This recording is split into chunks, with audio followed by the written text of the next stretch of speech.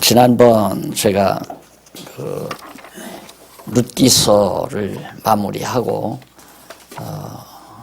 그 뒤에 이제 총체적인 결론을 조금 마무리 못하고 끝을 맺었습니다. 마지막 끝부분 우리가 1683페이지 한번 보시면은 여기는 1685페이지.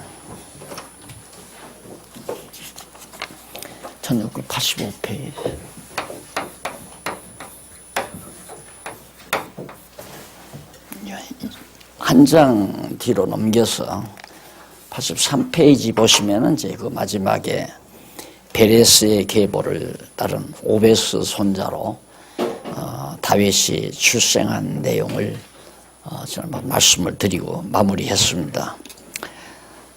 그러니까 우리가 보면 성경을 보면 그동안 이제 그 전통적으로 목사님들이 또 설교가들이 원래 신학교에서 이제 이런 걸 안 배우니까 오늘은 하나님 말씀을 내가 증거해야 되겠는데 뭐 어떤 부분을 할까 하다가 이제 룻기 마지막을 이렇게 들춰서 보니까 다윗이 나오는 장면이 나와요. 그러다 보니까 이제 그 다윗이 어떻게 해서 나왔는가? 룻이 효도를 해서 그 효성의 대가로 하나님께서 복을 주셨다. 이렇게 볼 수밖에 없죠. 왜 그렇게 볼 수밖에 없느냐면 앞에서 이미 이거 창세기 아마 끝부분이죠. 야곱이 죽을 때니까. 야곱이 죽을 무렵이니까 야곱이 유다에게 계속 이제 룻기 강의하면서 말씀드렸지만 유다에게 네게서는 왕의 올이 떠나지 않는다. 치리자의 지팡이가 계속된다는 사실을 야곱이 유다에게 복빈 상황이 나와요. 이때가 바로 이 다윗이 출생할 때까지는 이때까지는 거의 한 1000년 가까이 간격이 있단 말입니다. 한 1000년 세월 가까이. 그러니까 성경을 알면 창세기부터 요한계시록까지 다 알아야 다윗의 출생 장면에 대한 정확한 내용을 파악할 수 있잖아요. 이건 모르고 룻기서만 읽다가 보니까 룻이 시어머니한테 잘해가지고 하나님이 복 줘서 왕 될 사람을 낳았구나 이렇게밖에는 말 못하는 거예요. 그러다 보니까 이제 인간과 하나님 사이에 우리들이 선한 일을 잘 행하면 그 선한 일에 대한 대가를 하나님이 주신다. 이것처럼 하나님을 만홀히 여기는 일이 어디 있어요? 엄청나게 하나님을 갖다가 만홀히 여기는 거거든요.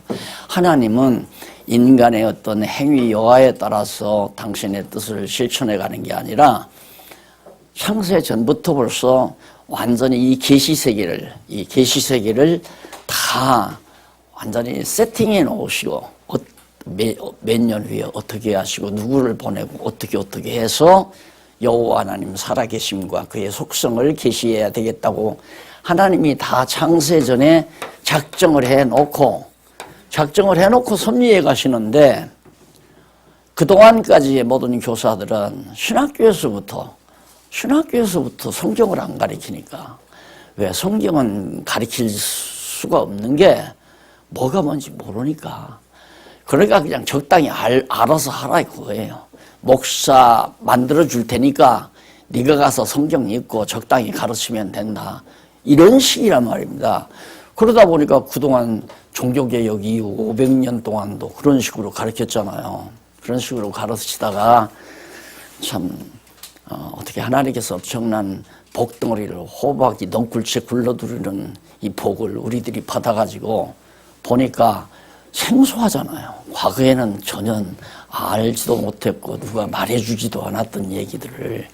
그런데 나같이 이제 신학을 이렇게 해오고 살아왔으면 이 소중함이 이게 얼마나 값진 것이라는 게 정말 뼈저리게 사무치는데 우리 뭐 집사님들이나 권사님들, 장로님들은 전문가가 아니잖아요. 그러니까 신학을 전적으로 하지도 않았고, 그러니까 아, 성경이 저런 거구나 하는 선에서 지금 그동안 받아오신 거예요. 아, 성경이 저런 거구나. 그런데 이렇게 안 하거든요. 이렇게 안 가르친단 말입니다. 그냥 룻기 하면 효성 가르치는 거예요. 이유는 천년 전에 있었던 하나님의 역사, 창세기에 대한 기록을 모르니까 룻기를 그렇게 풀어갈 수가 없는 거죠. 그런데 우리 같은 경우는 유다 사람, 베들레헴 유다 사람 엘리멜렉이 첫 절에, 룻기 첫 절에 딱 나올 때 벌써 유다 하면 천년 전에 창세기에서 벌써 유다가 기억이 나잖아요. 이렇게 돼야 성경이 완전히 입체적으로 세팅이 돼서 딱 우리에게 이해가 되어지는 거란 말입니다. 이제 성도님들은 이제 이 정도 이제 공부해 가면 성경을 공부하는 방법을 이제 어느 정도 짐작을 하셨을 거예요. 그래서 이걸 바탕으로 제가 드리는 말씀이, 알면 다 알고 모르면 다 모른다. 성경은 알면은 다 알지 모르면은 아야 다 모르는 거고, 이게 룻기, 난 룻기 안다. 뭐야, 룻기가 루시의 시어머니에게 효도하니까 하나님이 복 줘서 왕 될 사람을 난 얘기 아니냐? 그건 모르는 얘기거든요. 그게 안 게 아니란 말입니다. 그러니까 차라리 전혀 모르면 차라리 난데, 잘못 알면 더 나쁜 거예요. 왜? 고집 피우니까. 자기가 아는 것이 더 정확하다고 자꾸 고집을 피우니까. 그래서 사실 참 우리가 많은 곤욕도 치르고 어려움도 겪지만은 지금도 많은 어려움이 있잖아요. 근데 이제 룻기 마지막 부분에서 룻의 출생 장면을 이제 딱 보고, 내가 그 강의 도중에도 그랬지만,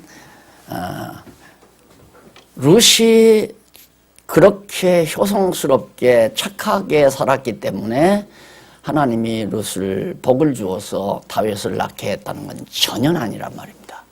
그러나 목회를 하다가 보면 목사에 비해서 나도 모르게 그런 얘기가 나올 수가 있어요. 왜? 성도들로 하면 효도하고 살게 하려고, 자부에게 시어머니에게 효도하고 살게 하려고. 윤리적으로 도덕적으로는 그럴듯할지 모르지만 성경은 완전 왜곡되는 거란 말입니다. 근데 그런 문제가 지금 사무엘상에도 나와요.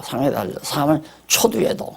그러니까 이런 데를 성경대로 바르게 해석한다고 하는 것은 철저하게 성경신학적 시각이라야 빗나가지 않는 거예요. 안 그러면 그냥 바로 빗나가는 거예요. 바로 빗나가요.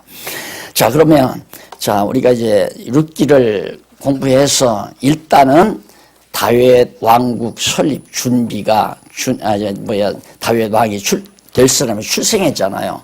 출생하니까 하나님께서는 이제 왕국을 준비해야죠. 왕 될 사람이 태어났으니까 어린 다윗이 성장하는 걸 기다리면서 그 성장 과정 속에서 그 기간에 하나님께서는 다윗을 왕위에 오를 수 있는 준비를 해 가신다 이 말이에요. 그럼 그 타이밍이 하나님이 조정을 안 하시면 안 된다 이 말이에요. 그렇잖아요.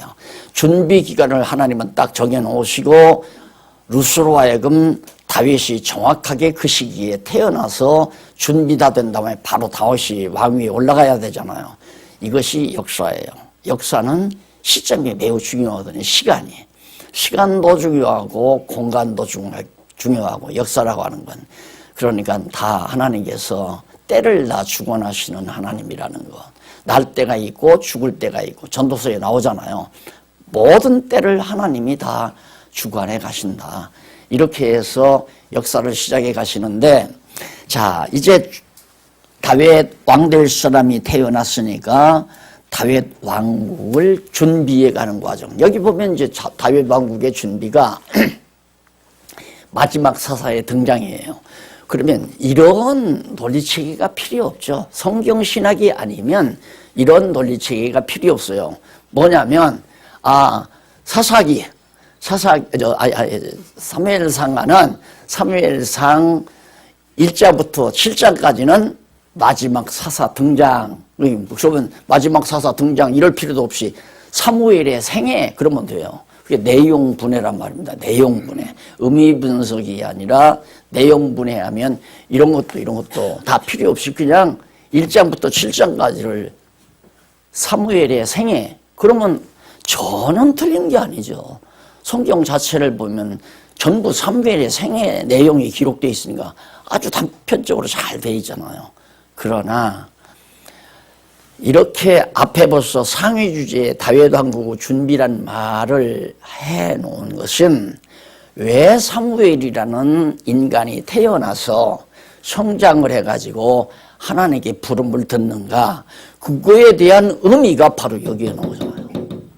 그러니까 성경 내용의 뜻은 상위 주제로 올라갈수록 중요한 뜻이 담겨져 있는 거예요. 상위 주제로 올라가 밑으로 자꾸 파고 내려갈수록 깊이가 있는 게 아니라 위에 큰 주제 쪽으로 올라가면 참 중요. 이 주제보다도 이 주제가 더 중요하고 이 주제보다도 이 주제가 더 중요하고 이거보다는 이제 절이 더 중요하고 다윗 왕국 설립이라는 게 나오잖아요. 1절에 절에는 그러니까 그게 더 중요한 거죠. 그래서 이 논리적인 체계를 가만히 보시면은 성경이 의미적으로 쫙 파악할 수 있도록 그렇게 마련해 놨기 때문에 여러분 이 뭐 간단하게 막 요약한 거 다 놓고 공부하시더라고요. 그 중요한 생각들을 누가 했어요. 그걸 한눈에 보면서 아하 하나님께서 다윗 왕국을 준비하겠다. 다윗이 크는 동안 왕위에 오를 때까지 다윗이 성장하는 동안 하나님께서는 그거 안에 마지막 사사 등장해서 사사노로 하게 하고 그리고 그 다음에는 이제 8장부터는 사울왕 문제가 나오잖아요. 사울왕의 사건이 나오는데 이제 잘못된 왕 그러니까 유다 지파가 아닌 베냐민 지파 가짜 왕이 한번 나라를 다스려 보도록 자 이게 얼마나 하나님이 세심한지 그러니까 우리가 인간이 인간을 가리키는 건 이렇게 시간 정해서 칠판 놓고 나처럼 이렇게 가리키지만 하나님이 우리 인간을 가르치는 것은 역사 섭리를 통해서 가르쳐요. 예, 하나님이 우리를 가르치는 방법이 첫째는 언약 섭리, 역사 섭리고 두 번째는 언약 자손들의 찬양을 통해서 깨닫게 하잖아요. 세 번째는 이제 선지자들의 예언을 통해서 우리에게 교훈하고 그렇게 해서 이제 언약대로 이루시는 하나님의 역사 섭리를 통하여 하나님께서 우리에게 당신이 어떠한 분이시고 분명히 살아계시다는 사실을 깨달아 알게 하려는 거란 말입니다. 그러니까 하나님의 교육 방법이 지금 이거예요. 마지막 사사 등장하고 8장부터는 이제 사울왕 가짜 왕을 등장시키고 왜 가짜 왕을 등장시키느냐 하면 가짜 왕으로 있어 왔댔자 그건 필요가 없다. 내가 이미 정해놓은 유다지파 자손이 왕위에 올라야지. 그게 내가 하나님께서 계획해놓은 왕이니까 그걸 깨달아 알게 하기 위한 거란 말입니다. 자 그러면 이제 본문으로 한번 1장 들어가 보십시다. 1장에 들어가서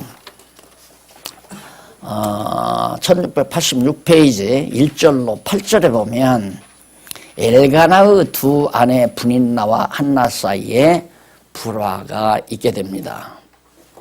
자, 이런 것들이 이제 어떻게 소화를 하느냐. 예를 들어서 이 대목을 지금 학생들에게 가르치려고 권사님들이나 집사님들이 이제 학생들을 때리고 이제 이걸 가르친다 이 말이에요. 그럼 선생님 왜 어떻게 그 엘가나라는 사람은 아내를 둘이나 데리고 살아요? 그럼 이제 입이 딱 막히는 거죠. 안 그래요? 입이 딱 막힌단 말입니다. 그렇네 진짜. 그러니까 무의식 중에 그냥 읽으면 그런가 보다 하고 지나가지만 어떻게 엘가나라는 사람이 아내를 두씩이나 데리고 사나. 그뿐만 아니잖아요. 야곱도 제 맘에 들든 안 들든 한 번 장가 갔으면 그냥 레아하고 그냥 살아야 되잖아요. 마음에 안 든다고 또 가. 근다고 또 가는데 또 딸을 또 줘.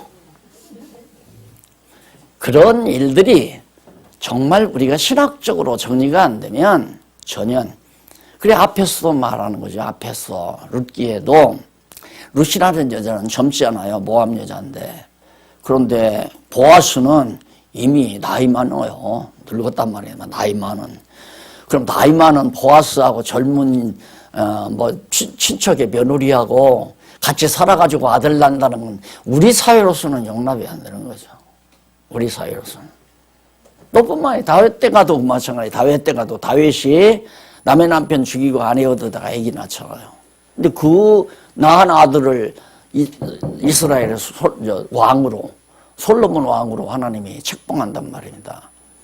이런 것들이 왜 그러시는가.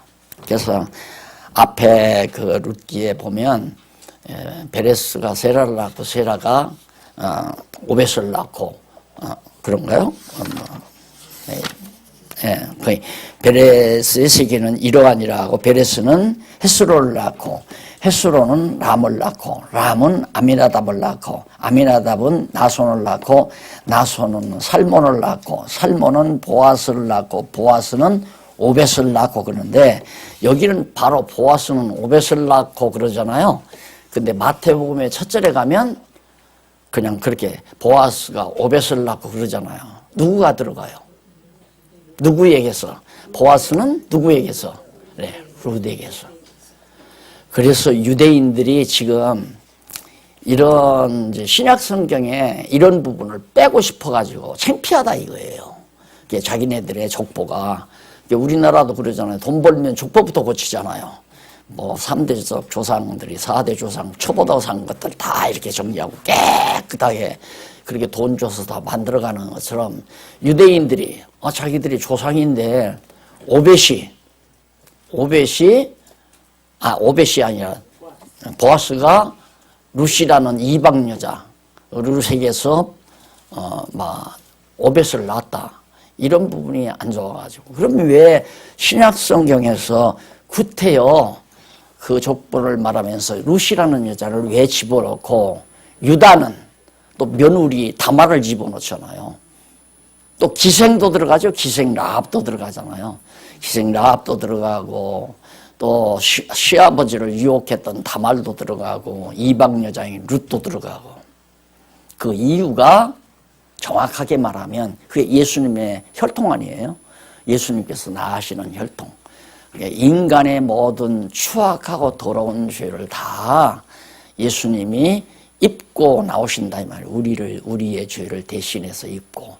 그렇기 때문에 인간의 선함, 의롭고 깨끗해서 하나님께서 역사하시는 게 아니라 죄인들 가운데서 은혜로 당신의 귀한 뜻을 이루어간다는 걸 깨닫게 하는 아주 중요한 뜻이죠. 그러니까 하나님의 자비성을 우리에게 잘 보여주는 그런 의미란 말입니다. 하필이면 첩 안 얻은 사람도 있을 텐데 마누라가 하나인 사람도 있을 텐데 엘가나는 두 여인하고 살아요. 사는데 놀랍게도 분인나하고 한나하고 부인이 이제 둘인데 분인나는 아들을 잘 낳아요. 근데 한나는 하나도 못 낳는 거야, 아들을. 그러니까 당연히 아들을 낳은 분인나는 어깨가 높아가고 아들을 낳지 못한 한나는 어깨가 처져버리고 그래서 항상 가정에 불화가 있단 말입니다. 불화가 있을 거 아니에요. 시기 질투 때문에. 그래가지고 이제 엘가나라고 하는 사람이 아내 둘을 데리고 이제 자식들을 위해서 이제 딱 제사하러 올라가잖아요. 제사를 드리고 나면 그 재물을 이제 나누어 먹는단 말입니다. 재물 나누어 먹는데 엘가나 분인나에게도 다 몫을 주지만은 한나는 아들도 없는데 몫을 갑절을 더 주는 거예요. 남편 권위로. 엘가나 자기가. 그 이유는 암만 분인나가 아들을 낳지만은 그 남편의 마음속에는 한나를 더 사랑한 거예요. 그래서 그걸 줬단 말입니다. 그러니 엘가나 분인나가 얼마나 더 속이 상하겠어요. 자기가 아들을 낳아서 남편에게 정말 사랑을 더 받아야 되는데 사랑을 못 받고 도리어 사랑은 한나에게 다 뺏기니까 열받아 죽는 거죠. 그런데 그러다 보니까 이제 막 두 여인들끼리 다투고 막 시샘하고 난리가 난다 이 말이에요. 그러니까 8절에 보면 그렇게 말을 해요. 그날에 엘가나가 그에게 이르되 누구에게? 한나에게. 한나가 그 분인나에게 이제 막 눈총을 받고 뭐 화를 못 이겨가지고 괴로워하고 막 슬퍼하고 그러니까 남편이 있다가 한나에게 다가가서 하는 말이 있어요. 뭐라고 하냐면 그에게 이르되 한나여 어찌하여 울며 어찌하여 먹지 아니하며 어찌하여 그대의 마음이 슬프뇨? 왜 그렇게 슬프고 괴롭고 밥도 안 먹고 그러느냐? 그러면서 그 마지막 말을 한번 남자들 배워보세요. 마지막 말. 내가 그대에게 10 아들보다 낫지 아니하뇨. 남편이 울며 슬퍼하는 자기 아내에게 10명의 아들보다도 당신은 나에게 더 나은 여자다. 이렇게 한나를 위로를 합니다. 어떻게 보면 뭐 전혀 그런 것들이 무슨 하나님의 말씀이에요. 안 그래요? 우리가 읽다가 보면 하나님 말씀 같지 않아. 무슨 소설책 읽는 것 같죠. 그러나 이 속에 깊은 의미가 있다 이 말이죠. 왜? 자, 이렇게 접근하세요. 하나님은 왜 두 여자가 한 남자 밑에서 살게 해가지고 한 남자는 왜 아들을 낳고 한 남자는 왜 아들을 못 낳아가지고 멸실받아 울고 불고 밥을 안 먹고 그런 상황에서 남편의 위로를 받는 집안에 불화가 일어나게 하셨을까? 그 하나님이 그렇게 하신 거니까 그 이유가 있어요. 고담 한번 보세요. 왜 그랬는가? 자, 1절로 이제 1장 9절로 11절에 보면 성태치 못한 한나가 여호와께 아들을 구하면서 소원을 합니다. 자, 이걸 성경신학적인 견해를 철저히 가지지 못하면 한나가 하나님께 기도했기 때문에 사무엘을 아들로 주었다. 이렇게 되는 거예요. 기도하면 아들 못 낳아도 아들을 낳을 수 있다.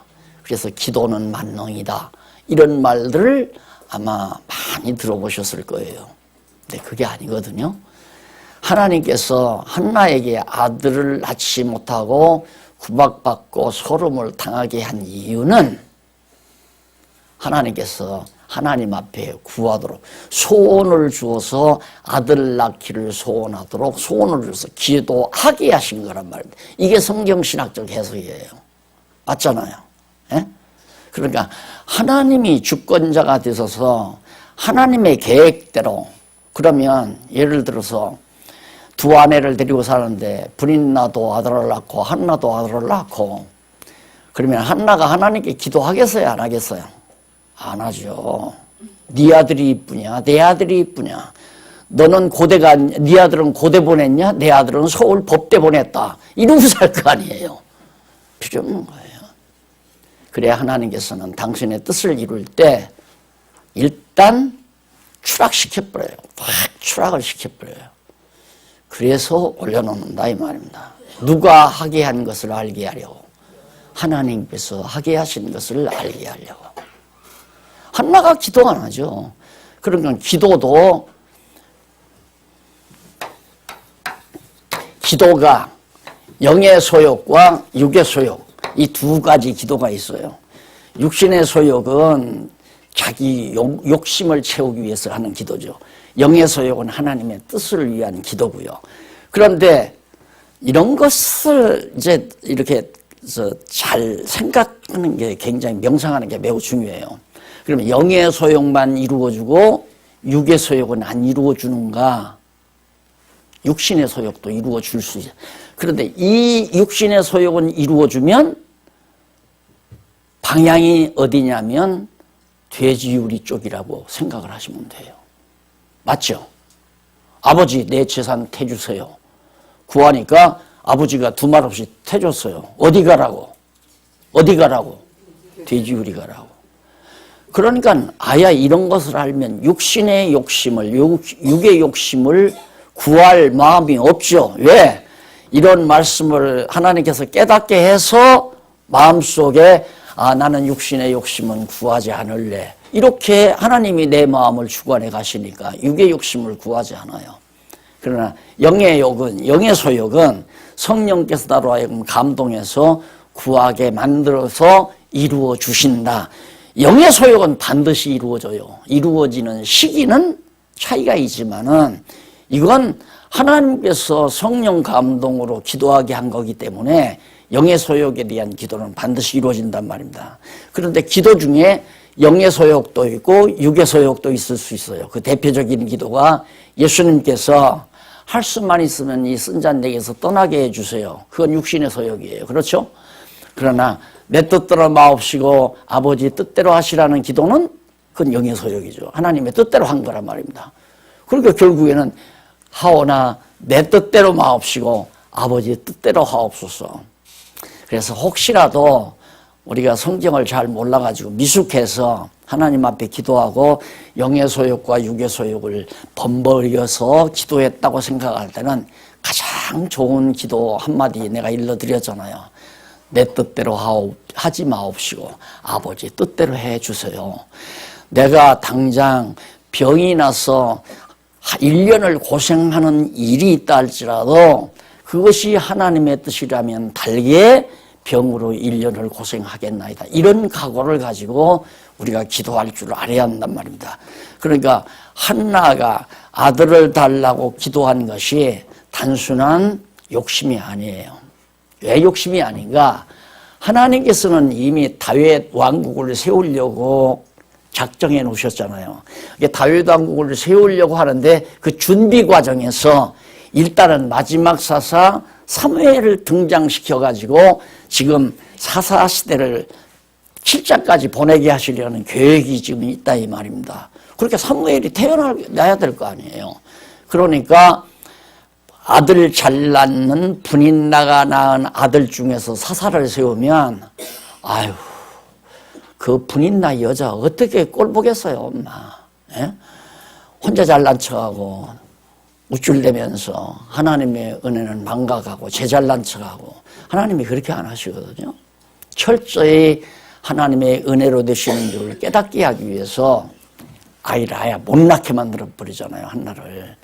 못 낳았어도 저 분인나가 학대만 안 했어도 울고불고는 안 해요. 왜? 열 아들보다 더 귀하게 생각하고 남편이 사랑하는데 아들 못 낳으면 뭐가 상관이 있어요? 안 그래? 남편 사랑 받으면 되지. 그런데 남편이 아무리 사랑해도 분인나의 학대와 멸시는 도저히 견딜 수가 없는 거예요. 하나님이 그런 멸시와 천대를 받게 해서 결국 한나는 구할 곳이 어디 있어요? 하나님께 매달리는 수밖에 없죠. 그러니까 그런 환경을 주어서 기도하게 하신다 그 말이에요. 하나님은 우리로 하여금 정말 절망 가운데 들어가게 해서 하나님께 기도하게 하신다. 그래 내가 늘 그런 얘기 하잖아요. 남을 정말 억울하게 한다거나 남을 멸시하고 천대해서 모함을 주고 정말 멸시를 당하게 만드는 것은 참 불쌍한 사람이에요. 그 사람은 너무너무 불쌍한 사람이에요. 왜? 하나님이 그 사람을 그렇게 쓰는 거거든요. 한나를 그렇게 멸시천대 받게 하는 것은 하나님께서 분인나로 하여금 이게 바로 성경신학적 성경 해석이라는 걸 지금 내가 확인해 드리는 거예요. 분인나로 하여금 그렇게 사악한 마음을 가지고 아니 마음씨가 고운 여자 같으면 분인나가 뭐 형님이면 형님 동생이면 동생 해가지고 동생 정말 동생 그냥 내 둘째 아들로 생각하고 살아. 애기 못 난다고 그렇게 억울해하지 힘들어하지 말고 그러면서 좀 도덕을해주면 얼마나 좋아요. 그런 여자도 있을 수 있잖아요. 근데 하나님께서 사악한 마음 주잖아요. 너 잘난 척 해라.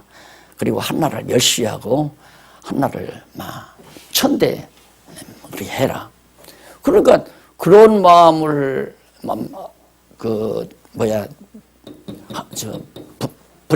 분인나에게 하나님께서 그런 악한 마음을 주니까 한나에게 그렇게 막 모질게 해버리고, 그렇게 모질게 하도록 한 이유는 하나님 여호와께 기도하게 하려고. 왜? 기도해서 주어야만이 하나님이 주신다.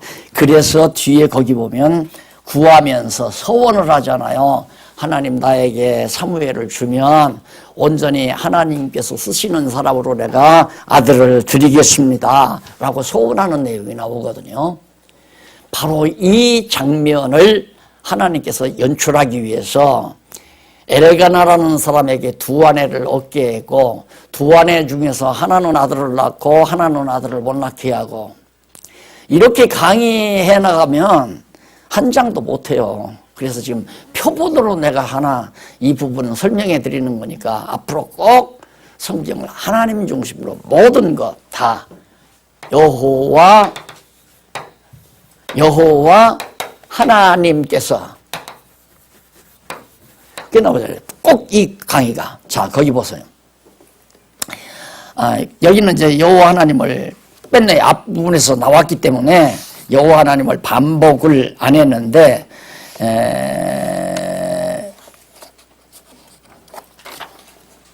저기 보세요. 저 1685페이지 다윗 왕국을 준비해놓고 사무엘상 1장에서 15장은 주어가 누구예요? 그렇죠. 여호와 하나님께서. 그러니까 1장에서 15장까지의 모든 내용은 누가? 여호와 하나님께서. 그걸 전제하고 성경을 보고 성경을 해석을 해야 된다. 주어를 중간에 바꾸면 안 돼요. 절대 주어 바꾸면 안 돼요. 저를 바꾸면 성경이 어떻게 보면 알미니안주의로 돌아서 버려요. 해석을. 예를 들면 여러분 답답한 일이 생기거들랑 하나님께, 여호와 하나님께 기도하십시오. 그러면 하나님께서 그 기도를 응답해 주십니다. 그게 알미니안주의예요. 내가 기도하니까 맞잖아요. 한나가 기도하니까 아들 낳잖아요. 그러니까 그냥 말려 들어가는 거란 말입니다. 한나가 기도한 게 아니라 하나님께서 기도할 환경을 주어가지고 기도할 마음을 주어서 하나님 앞에 기도해서 사무엘이 출생하도록 하신다. 왜? 하나님께서 마지막 사사 등장시키려고. 그렇게 마지막 사사를 등장시키는데 인간의 수단과 방법으로 사사가 만들어지는 게 아니라 하나님의 전능하신 능력으로 사사가 출생된다는 사실을 깨달아 알게 하기 위해서. 그러니까 이새가 사무엘이 이제 나중에 이 사무엘이 선지자가 돼가지고 하나님께서 이제 써요. 뭐라고 쓰냐면 사무엘아, 또 이새라는 사람한테 가가지고 아들들 가운데 왕될 사람이 있으니까 기름을 부어라라고 명령을 해요. 사무엘이 이제 이새를 찾아가잖아요. 그게 다윗의 아버지거든요. 그래서 사무엘이 이새를 찾아가가지고 아들들 데려와봐라. 하나님께서 기름 부으라고 했다. 그래, 기름 부으려고 하는데 큰아들 셋째, 넷째, 다섯에서 일곱째가 쫙 하는데도 하나님께서 마음에 합한 자가 없단다. 너 아들 또 없느냐? 그러니까 그래요. 그 뭐 아들 하나 뭐 무주갱이 같은 거죠.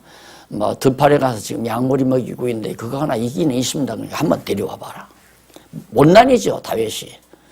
그래 데려와가지고 딱 사무엘 앞에 세우니까 야, 하나님께서 마음에 합한 자란다. 기름을 다윗에게 부었잖아요.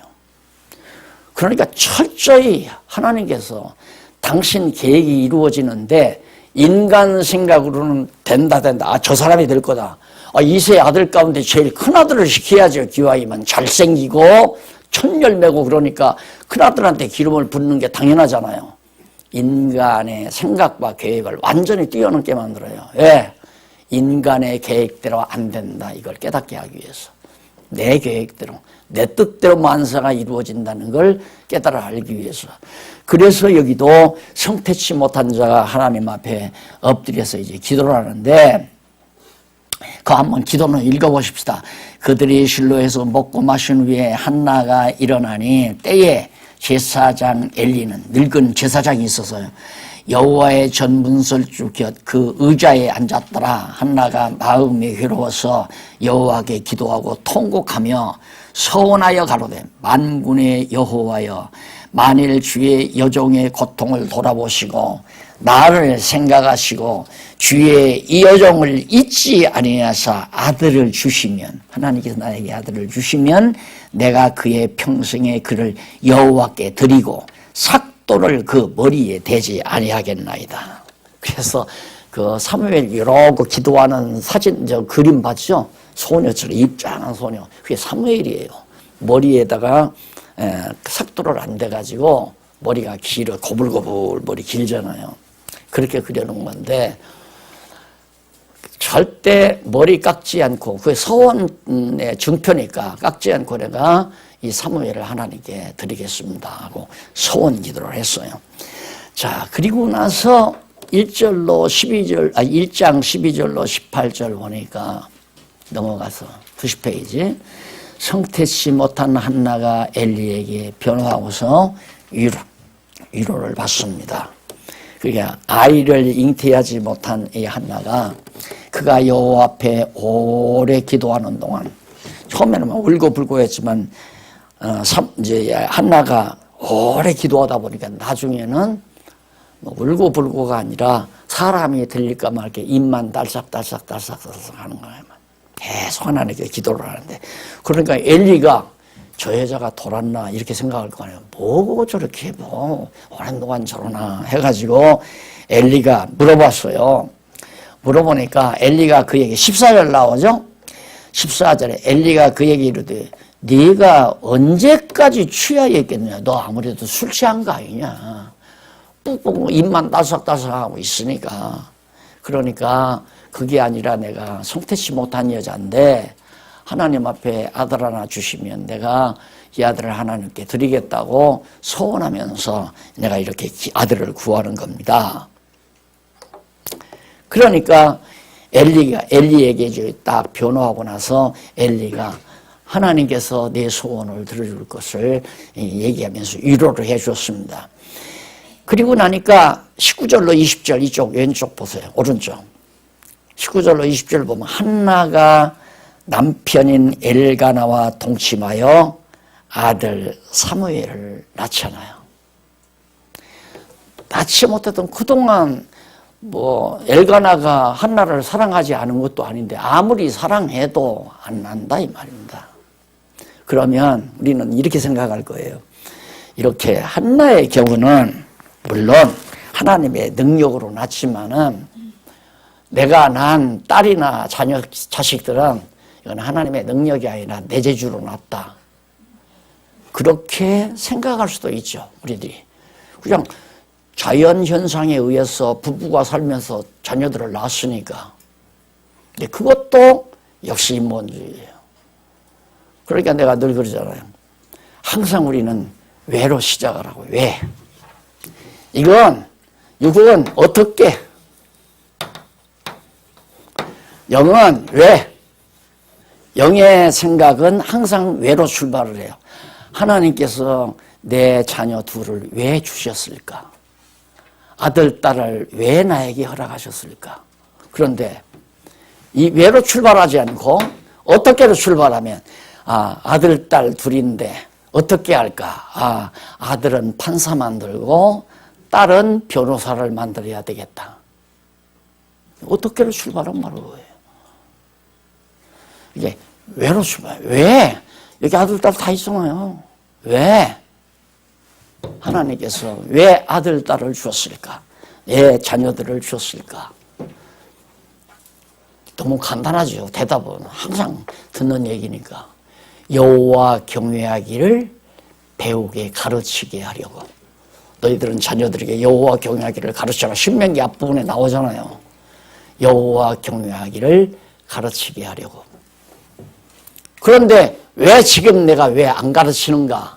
나는 왜 안 가르치는가? 그 아들은 지금 아들 둘이 있어요. 2명이 있는데 하나는 여호와 경외하기를 잘 아버지 어머니가 가르치는 게 잘 배워요. 하나는 안 배워요. 이건 잘 배우고. 그러면 일단 해석을 어떻게 되면 여호와 경외하기를 잘 배우는 것 보니까 택한 백성이로구나. 결론 나왔죠? 네, 여기는 아직 안 배워. 안 배우면 대답은 둘이에요. 택한 백성이든가 택한 백성이 아니든가. 왜? 아직 때가 되지 않아서 안 배울 수도 있고, 때가 되지 않아서 안 배울 수도 있고, 택하지 않았기 때문에 안 배울 수도 있고, 하나님께서 택한 백성이 아니라면 죽어도 죽는 날까지 예수 안 믿을 거예요. 여호와 경외하는 신앙생활 안 할 거란 말입니다. 그러나 하나님의 택한 백성 같으면 반드시 지금 10살 때는 안 한다. 30살 때는 지금 아직 여호와 부모 말 안 듣고 여호와 경외하기를 안 배운다. 그러면 50대 가서 배울 수도 있어요. 60대 넘어서도 성령께서 깨닫게 할 수 있어요. 저희 큰형님이 청년 때 성가주의도 하고 교회 활동 많이 했는데 전도사한테 사기당하고 나서 교회를 완전히 떠나버렸어요. 60이 넘어도 교회 안 나와요. 60이 넘어서 70이 다 돼가는데 병 났다고 그러더라고요. 그래서 제가 갔죠. 갔더니 형님이 곧 운명하시겠더라고요. 그래서 내가 그래서 형님 죄인이요 죄인 아니에요. 그러니까 죄인이지 그래요. 죄 누구가 용서해 줄 수 있어요? 그러니까 예수님밖에 없다. 믿으세요? 믿지. 퍽퍽 물어요. 운명하기 직전에 믿고 돌아가는 거죠. 예, 겟세마네 동산에서 한편 강도가 금방 즉석에서 너는 나와 낙원에 이르리라. 구원 얻는 것은 택함 받은 백성은 물어볼 거 없어요. 걱정할 거 없어요. 지금 안 믿어도 언제 믿어도 믿으니까. 그러니까 왜 하나님께서 나에게 아들을 줬을까? 딸을 줬을까? 여호와 경외하기를 가르치게 하려고. 나로 하여금 가르치게 하려고. 배우고서 믿고 안 믿는 건 가르치는 것도 하나님께서 가르치게 하려고 아들 준 거니까 내가 가르치는 게 아니에요. 하나님이 가르칠 마음을 줘서 가르치는 거지. 그럼 가르쳐서 믿고 안 믿는 것도 하나님이 다 주관하는 거고. 그래서 항상 우리는 왜? 그래서 여기도 바로 한나가 남편인 엘가나와 동침해서 아들을 낳았는데 왜 하나님께서 한나에게 아들을 줬을까? 벌써 한나 마음 가운데 하나님이 쓰시려고 뭘로? 마지막 사사로 하나님이 쓰시려고 나에게 이 아들을 줬구나. 하나님 뜻대로 쓰시옵소서 하고 소원했잖아요. 그래서 출생을 했어요. 자, 출생을 했는데 사무엘을 낳았는데 1장 21절로 28절을 보니까 한나가 사무엘을 젖대기를 기다려 여호와께 드립니다. 자, 참 상상이 안 돼요. 젖을 많이 먹으면 아마 3살까지도 먹는지 모르겠어요. 서너 살까지 아마 먹였겠죠. 그렇게 젖을 완전히 뗀 다음에 바로 이 한나가 사무엘을 데리고 여호와 앞에로 갔어요. 여호와 앞에 가면 거기 제사장 엘리라는 늙은 제사장이 있었잖아요. 거기다 맡겼단 말입니다. 그러니까 제사장 옆에 자그마한 방 안에다가 이 사무엘이 이제 거기서 어렸을 때부터 제사장의 지도를 받으면서 여호와 경외하기를 배우게 되는 거죠. 그렇게 해서 여호와께 드림으로 사무엘이 어린 시절의 생활이 잘 시작이 됩니다. 그런데 거기 아직 어렸는데 이 아이가 어렸는데 25절 있죠. 93페이지 제일 위에 25절에 보면 그들이 수소를 잡고 아이를 데리고 엘리에게 가서 한나가 가로되 제사를 드리려는 거죠. 드리되 가로되 나의 주여 당신의 사심으로 맹세하나이다.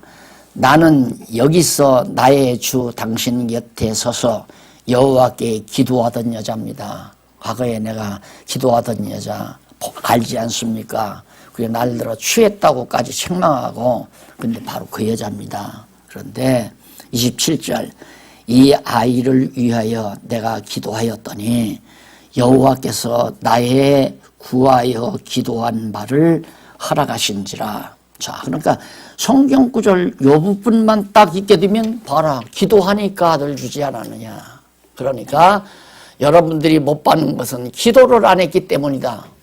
그건 성경 전체의 바탕에서 해석이 아니라 그 한 구절, 두 구절 그걸 가지고 해석한다 이거예요. 그러니까 여러분들 신앙생활하는 동안 주일날 목사님이 두서너 구절 이상 안 읽잖아요. 신학교에서 그걸 배워요. 절대 성경 본문 길게 읽지 말아라. 아무리 많아도 3절, 4절 이상 읽지 말아라. 왜? 영특한 분들은 성경 본문 읽으면 아이고 오늘 골 때리게 생겼구나 이런다 이거예요. 성경 구절을 간단하게 읽어야 아 오늘 설교 간단하겠구나 하고 그래도 잠깐 들어오는 주지 만약에 본문을 길게 아이고 골 때린다 이거 아야 그때부터 그냥 귀 닫아버리고 눈 떡 감고 있는 사람이 많다. 그러니까 절대 성경 구절 길게 읽지 말아라. 그게 목회학에서 가르치는 얘기예요. 저도 그렇게 배웠어요. 그러니까 이런 성경 구절을 보면 아 보십시오. 한나는 하나님께 기도함으로 귀한 아들을 떡두꺼비 같은 귀한 아들을 얻었습니다. 기도로 안 되는 게 뭐가 있겠습니까? 돈이 필요합니까? 구하십시오. 아들이 필요합니까? 구하십시오. 명예가 필요합니까? 구하십시오. 그 성도들은 그런가 하고 다 매료가 되는 거죠. 그게 아니잖아요. 하나님께서 이렇게 다윗 왕국을 준비하기 위해서 준비 과정에 마지막 사사 등장시키려고 사무엘을 출생케 하시려고 본인나에게 사악한 마음 줘서 한나를 구박하고 멸시하게 만들어서 한나로 하여금 하나님께 기도할 마음을 일으켜가지고 기도하게 해서 사무엘이 출생하게 하셨다. 누가? 하나님께서. 이것이 하게 하셨다고 하는 중요한 내용의 그 흐름이라고 하는 것. 이게 성경 전체 주어. 구약 성경 전체 주어는 여호와 하나님이라고 그랬잖아요. 복음서의 주어는 예수 그리스도고. 그 다음 사도행전에서부터 요한계시록은 보혜사 성령님이고. 주어를 놓치면 안 돼요. 그러니까 주어와 일관되게 성경을 해석하면 그건 틀림이 없는 거예요. 근데 중간에 주어가 바뀌면 곁길로 삼천포로 빠졌구나. 그러니까 늘 예민하게 성경 공부하신 분들은 금방 다가와요. 왜 저렇게 곁길로 빠져? 금방 사람으로 주어를 삼아서. 참 아주 쉽습니다. 여러분. 아주 너무너무 빠져들어가기가 너무 쉬워요. 너무. 그래서 어저께도 포항에서 강의한 얘기지만은 솔로몬 말기 때 여로보암이 백성들을 데리고 나갔잖아요. 그래서 북이스라엘 세웠죠. 북이스라엘을 세웠으니까 나중에는 방하잖아요. 아수르에게. 그런 장면을 놓고 여러분 그리스도를 떠나면 망합니다. 떠나지 마십시오. 그리스도의 왕국, 교회를 이탈하면 망합니다. 그러니까 떠나면 안 됩니다. 그 말 맞아요? 틀려요? 맞는 것 같잖아요. 맞는 것 같단 말입니다. 그러니까 벌써 떠난 것이 여로보암이 떠난 거라고 여로보암이 보암과 백성들이 주어가 돼서 떠났다고 생각하는 거죠. 하나님께서 그 앞서 벌써 다윗에게 나단 선지를 통해서 예언했잖아요. 나라가 갈라질 것 다 예언했어요. 그러면 떠난 것이 누구의 뜻대로 떠난 거예요? 하나님의 뜻을 따라 떠난 거예요. 여로보암이 떠나거나 백성들이 사악해서 떠나간 게 아니고 다윗 왕조를 떠나간 게 아니고 지금 이 한두 마디가 성경 전체를 여러분들이 풀어가는 중요한 왜 그러냐면 자꾸 내가 생각을 해봐도 왜 이렇게 자꾸만들 헷갈리나 이런 부분을 내가 세심하게 강조를 안 해드렸구나 하는 생각이 자꾸 들어요. 요즘에는. 그래서 내가 자꾸 이걸 강조하는데 흔들리면 안 돼. 주어 바꾸면 안 된단 말입니다. 그러니까 여호와 하나님이나 예수 그리스도나 보혜사 성령이나 다 하나님 아니에요. 모두가 다 창세기부터 요한계시록까지 모든 성경 자체가 하나님이 주어가 돼서 전부 하신다. 가룟유다도 그놈이 나빠서 예수 팔아먹은 게 아니잖아요. 하나님이 이미 가룟 유다는 예수 팔도록 작정을 해놓으셨기 때문에 팔게 돼 있단 말입니다. 그래서 예수님도 야, 너 이제 때가 됐으니까 빨리 나가서 너 할 일 해. 너 할 일이 뭐냐면 빨리 돈 받고 날 팔아라 이 말이에요. 그러니 여러분 우리가 이렇게 살아가는 게 어쩌다가 나는 정말 여호와 하나님 경외하고 살게 됐나. 이 하나의 사건만 가지고도 정말 여한이 없죠. 여한이. 자, 자녀들이 뭐 판검사가 안 되고 정말 큰 재벌이 안 되고 돈을 많이 못 벌어도 그래도 어머니 아버지 따라서 여호와 경외하는 아들로 살아가. 그냥 오기야 금이야 해야죠. 더 이상 바라지 말고. 안 그래요? 예. 그 우리 마음대로 되는 게 아니잖아요. 하나님의 뜻에 따라서 되진 거니까. 하나님의 은혜로 되진 거거든요. 그래서 거기 이제 젖대기를 기다려서 여호와께 드리고 들어갔는데 2장 넘어가서 1절로 11절 거기 한나가 하나님의 권능과 영광을 찬양하며 기도를 드립니다. 결국 여기 이제 결론은 잠깐 말씀드리고 다음 주일날 하십시다. 하나님께서 섭리하시는 모든 섭리의 목적이 뭐냐면 은혜의 영광을 찬송케 하려는 거라고 그랬죠.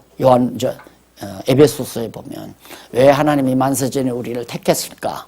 그리고 왜 예수 그리스도 보내서 우리의 죄를 사해 놓나? 그리고 성령을 보내서 왜 하나님의 백성으로 인치셨나? 그 이유는 은혜의 영광을 찬송하게 하려고.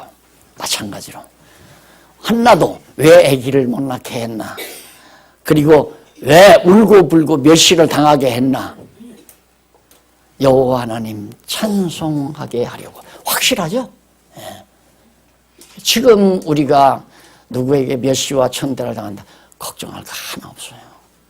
그것이 엄밀히만 해서 신앙적으로는 축복입니다. 자기 드러나지 않게 하기 위해서. 보세요. 사도 바울 그렇게 하나님이 위대하게 쓰면서도 그냥 늘 쫑긋주잖아요. 그냥 따라다니고 죽이려고 하는 사람 따라다니고 대적들이 따라다니면서 고통을 주고 자연환경을 통해서 풍랑이 일게 만들고 강도떼들을 만나게 하고. 왜? 잘난 척 드러나지 못하게 하려고 자꾸 눌러버리잖아요. 그래도 바울에 비해서 깊도다 하나님의 지혜와 지식에 부요하며 하고 찬송 나오잖아요.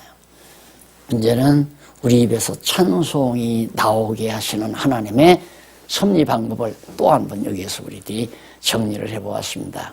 다음 시간 우리 2장 1절부터 이 성장 과정, 지금 엘리 제사장 곁으로 가서 지금 잘하고 있죠. 한나는 너무너무 좋아서 하나님 앞에 모든 영광 돌리고 찬양하는 정말 가장 아름다운 행복이죠. 영적 행복. 기도하십시다. 살아계신 하나님 아버지, 우리의 눈으로 보이지는 않지만 우리의 삶의 과정의 일거수일투족을 일일이 간섭하시고 거룩한 성령의 인도하심 따라 우리를 선한 길로 의의 길로 인도해 주시는 여호와 하나님의 크신 사랑을 다시 한번 생각해 봤습니다. 오늘 우리가 한나처럼 멸시와 천대를 받는다 해도 두려워하지 말도록 항상 믿음을 견고하게 지켜주시옵소서. 예수님 이름으로 기도드립니다. 아멘.